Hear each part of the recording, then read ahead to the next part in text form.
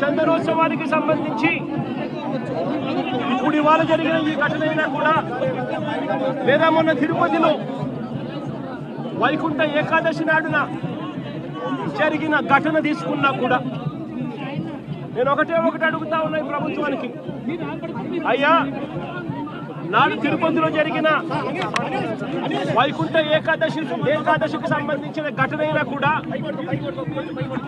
ఈరోజు చందనోత్సవానికి సంబంధించిన జరిగిన ఘటన కూడా ఏ రోజు చందనోత్సవం జరుగుతుంది, ఏ రోజు వైకుంఠ ఏకాదశి వస్తుంది అన్నది ప్రభుత్వానికి తెలియదా అని అడుగుతా ఉన్నా.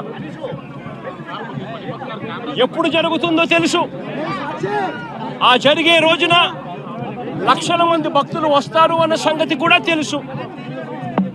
తెలిసినా కూడా కేవలం నిర్లక్ష్య వైఖరితో